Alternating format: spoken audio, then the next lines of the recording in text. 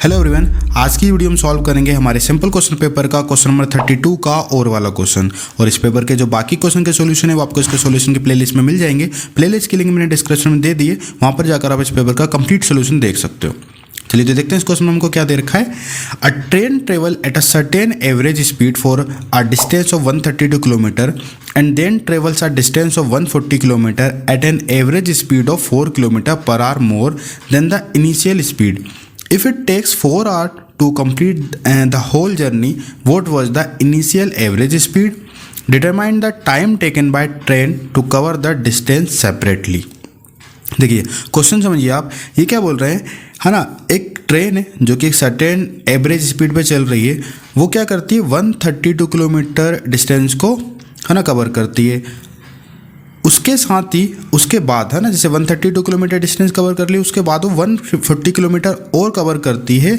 लेकिन इस वक्त जो एवरेज स्पीड है वो 4 किलोमीटर पर आवर बढ़ा दी गई है। ठीक है, तो आपको जो हमारे पास इनिशियल स्पीड थी उसी में, ठीक है। तो ये क्या बोल रहे हैं कि पूरी कंप्लीट जर्नी को कवर करने में उसको 4 घंटे लगते हैं। तो आपको ये बताना है इनिशियल एवरेज स्पीड कितनी थी, और सेपरेटली आपको अलग अलग बताना है कि दोनों जर्नी में कंप्लीट करने में उनको कितना टाइम लगा। जैसे 132 किलोमीटर कवर किया होगा तो कितना टाइम लगा, और 140 किलोमीटर कवर किया कितना टाइम लगा। ठीक है, देखिए आसान क्वेश्चन है, कैसे करेंगे ध्यान से समझिएगा। सबसे पहले तो हमको इनिशियल स्पीड निकालनी है ना। इनिशियल स्पीड हमको नहीं पता है, तो सबसे पहले तो हम इसको सपोज कर लेते हैं। देखो लेट करके हम सबसे पहले क्या लिख लेते हैं, इनिशियल एवरेज स्पीड हमने कितनी मान ली, 1 किलोमीटर पर आवर। ठीक है, ये इनिशियल स्पीड हो गई हमारी। अब उसके बाद देखो, अगर हमको किसी चीज़ की एवरेज स्पीड मालूम पड़ जाए और हमको अगर डिस्टेंस पता हो तो हम टाइम निकाल सकते हैं, क्योंकि यहाँ पे तो बात हो रही है टाइम की, हम दोनों का टाइम निकाल सकते हैं इजीली। तो हम हमारे पास डिस्टेंस दे रखी है 132 किलोमीटर और स्पीड हमने मान ली 1 किलोमीटर पर आवर, तो हम टाइम निकाल सकते हैं। फॉर्मूला हमारा जो होता है कि स्पीड का फॉर्मूला होता है ना, speed equal to distance upon time. तो यदि हम यहाँ से टाइम निकालें तो टाइम क्या हो जाएगा, डिस्टेंस अपॉन स्पीड हो जाएगा। सो टाइम कितना लग जाएगा यहाँ पे, है ना, टाइम हो जाएगा हमारे पास कितना, 132 किलोमीटर, और हमारे पास स्पीड आ गई x। ठीक है, 132 किलोमीटर कवर करने में उसको कितना टाइम लगेगा, 132/x हो जाएगा। ठीक है, अब देखो सेम चीज़ उन्होंने नेक्स्ट वाले में क्या बोल रखा, अगर वो स्पीड को कितना करें, 4 किलोमीटर पर आवर बढ़ा दें, है ना। इस वक्त डिस्टेंस कितनी है हमारी, 140 किलोमीटर। ठीक है, तो हम सबसे पहले तो क्या लिख लेते हैं यहाँ पे, न्यू स्पीड ऑफ ट्रेन। तो न्यू स्पीड ऑफ ट्रेन कितनी हो जाएगी, पुरानी जो स्पीड थी उसमें 4 किलोमीटर पर हमने बढ़ा दी, तो कितना हो गया अब हमारे पास 1 किलोमीटर पर आवर। सो यहाँ से टाइम क्या हो जाएगा, है ना, इसको हम अलग अलग मान लेते हैं। फॉर एग्जांपल मैंने इसको बोल दिया T1 और इसको बोल दिया मैंने T2। ठीक है, 2 टाइम हो गए हमारे पास। तो ये हो जाएगा कितना, 140, है ना। इस वक्त में क्या हो जाएगा, जो डिस्टेंस कवर कर रहा है वो 140 किलोमीटर तय कर रहा है। उसके बाद जो स्पीड है वो कितनी हो जाएगी, x+4। ठीक है, तो यहाँ से क्लियर है, जब हमने डिस्टेंस x, जो स्पीड थी हमारी 1 किलोमीटर पर आवर थी, तो हमारे पास जो टाइम लगा था वो 132/x था। और जब हमारे पास स्पीड x+4 हो गई तो हमारा टाइम कितना हो रहा है, 140/x+4 हो गया। अब देखो जो टोटल टाइम दे रखा है होल जर्नी को कवर करने में, टाइम कितना लग रहा था, 4 आवर। ठीक है, तो यहाँ से देखिएगा अकॉर्डिंग टू क्वेश्चन अगर हम काम करें तो इन्होंने क्या बोल रखा है, ये वाला टाइम और ये वाला टाइम दोनों का अगर हम ऐड कर दें, 132/x प्लस 140/x+4, तो दोनों का टाइम जो है वो कितना है, 4 आवर। ठीक है, अब देखिए इसको आप सॉल्व कर लो। देखो यहाँ से हम कैसे सॉल्व करेंगे, देखो अब डायरेक्टली क्रॉस मल्टीप्लाई करोगे थोड़ा बड़ा हो जाएगा। हम क्या करें, यहाँ से अगर 4 कॉमन निकाल लें तो ये 4 कैंसिल हो जाएगा इजीली हमारा। तो देखो यदि हम यहाँ से 4 कॉमन निकाल लें तो यहाँ पे देखो 4 कॉमन निकाल लिए तो बचा कितना, 4 3 जा 12, और यहाँ पे 1 बचेगा, फिर 4 3 जा 12 डिवाइडेड बाई x प्लस यहाँ से 4 कॉमन हो जाएगा, ये हो जाएगा 4 3 जा 12, 2 बचेगा 20, और 4 5 जा 20 डिवाइडेड बाई x+4। यहाँ से हमने सिंपली क्या किया, 4 कॉमन निकाल लिया, अपॉन 4 हो गया। अब देखो यहाँ पे हम क्रॉस मल्टीप्लाई इजीली कर सकते हैं। तो देखो 33 का x+4 से करेंगे, 33 का सबसे पहले x से करेंगे तो कितना हो जाएगा, 33x। 33 का 4 से करेंगे तो कर लीजिए आप, 33 का 4 से करो, 4 3 जा 12, अभी यहाँ से कॉमन निकाला यही आएगा ना, 4 3 जा 12, 132।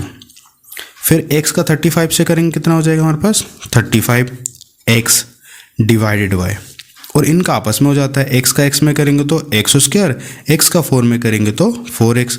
अब ये 4 मल्टीप्लाई में था, इधर किस में आ जाएगा डिवाइड में, तो 4 से 4 कैंसिल होकर 1 बच जाएगा यहाँ पे। देखो अब यहाँ पे 33 और 35 x है तो ये प्लस हो जाएगा, 33 और 35 कितना हो जाएगा 3 3 6 और 3 5 8 68x, और ये 132 का 132 इक्वल टू ये x square plus 4x divide में इधर आकर मल्टीप्लाई हो जाएगा, और यहाँ पे क्या है 1 है तो एक्स स्क्वायर प्लस 4x हो गया। अब देखिए एक्स स्क्वायर प्लस 4x मैंने इधर लिख लिया इसको, है ना, ये 68 इधर किस में जाएगा माइनस में, तो 68 हो गया माइनस में, ये 132 इधर किस में जाएगा माइनस में, ये भी माइनस में हो गया, इक्वल टू में यहाँ पे क्या बचेगा सिर्फ 0। ठीक है, अब देखिए अब थोड़ा सा आगे करते हैं इसको अपन। देखो तो यहाँ पे क्या हो जाएगा एक्स स्क्वायर का एक्स स्क्वायर प्लस, अब देखो यहाँ पे क्या हो जाएगा प्लस का 4x है और माइनस का 68 है, तो बड़ा नंबर माइनस का है, प्लस माइनस माइनस होता है, 68 में से 4 जाएगा कितना बचेगा हमारे पास माइनस का 64x, ये माइनस 32 का 132 ये हो गया हमारे पास। अब देखो इसको ब्रैकेट ओपन करेंगे, minus plus minus 64x minus 132 equal to 0, है ना। ये स्टेप मैंने बढ़ा दी, बाकी आप डायरेक्टली भी लिखोगे तब भी चलेगा। अब हमारे पास एक क्वाड्रेटिक इक्वेशन बन जाती है एक्स स्क्वायर माइनस 64x और माइनस में 132 इक्वल टू 0। तो आप क्या करोगे, सिंपली इस क्वाड्रेटिक इक्वेशन को सॉल्व करेंगे, हम करेंगे इसको मिडिल टर्म स्प्लिटिंग से। वही सेम काम करते हैं, 132 का मल्टीप्लाई करेंगे एक्स स्क्वायर के कोफिशिएंट के साथ, तो यहाँ पे तो कोई कोफिशिएंट है नहीं, तो हम यहाँ पे 132 का 132 आएगा, 132 का फैक्टर निकाल लो सिंपली। तो देखो 132 का फैक्टर हम निकालें तो कितना हो जाएगा 2 6 12, 2 6 12, 2 3 6, 2 3 6, 3 1 3, 3 1 3 और 11 1 11।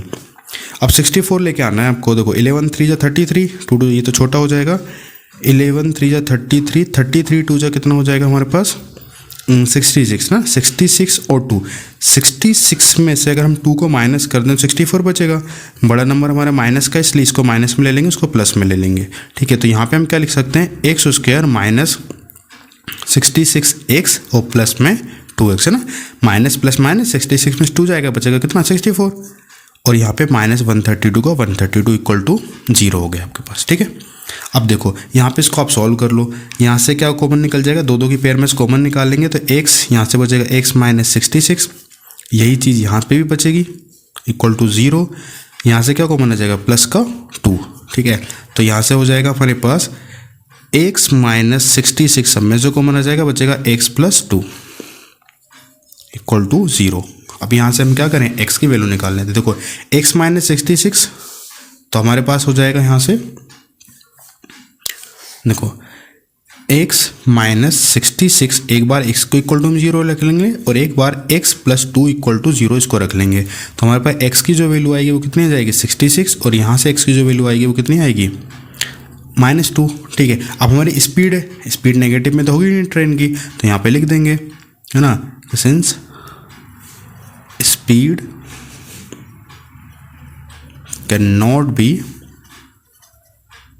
नेगेटिव। ठीक है, हमारी स्पीड नेगेटिव होगी नहीं, so initial average speed of train, initial average speed train की कितनी हो जाएगी हमारे पास 66 किलोमीटर पर आवर। एक आंसर तो आपका ये आ गया।